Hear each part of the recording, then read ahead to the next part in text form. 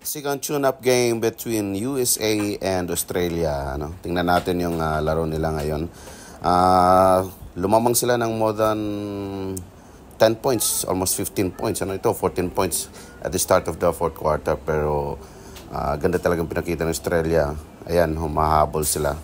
74 to 86. At dito sa fourth quarter, sa ganda ng depensa at opensa na pinapakita ng Australia, nagkaroon ng run around 8-0 run for Australia. Kaya nakahabol sila talaga at naibaba nila ng single digit. At very promising itong performance ni Gideon. Kaya sabi nga ng mga commentators, excited na dito yung Chicago team. Kasi nga dito na trade si Giddy for Caruso. So ito na nga, unti-unting humahabol sa ganda ng depensa, may stop sa kabila, tapos dito naman opensa kay Giddy for Team Australia, bumaba sa 11 digit, and then opensa again. Ito yung magandang play na ginawa ni Coach Goran. So naging 9 points na lang, single digit.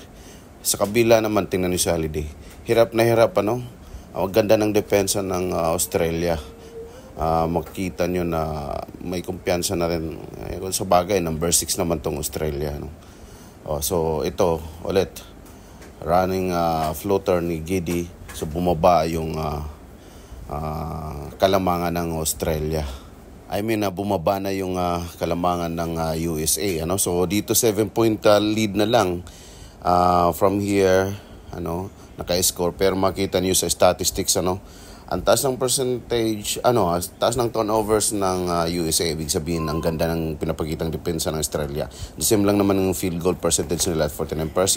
Although mas madaming tinapon na bola yung USA. Ibig sabihin lang, na medyo hirap na hirap sila sa depensa ng USA. Ito, tingnan natin ang gandang play na design ng Coach Goran ng Australia. Yan, quick 2, knockout play sabi nga nila.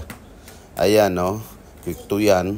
So, bumaba ulit yung lamang from 7 to 5 and then extra free throw, naging 4 points lang. So, at the end of this game, 98 to 92, napakagandang laro na ipinakita ng Australia, siguro isa sa mga issues dito, tingnan natin, evaluate natin is yung syempre, tune-up game pa lang naman ito, tinitingnan ni Coach Kerr yung rotation ng tao, yung chemistry.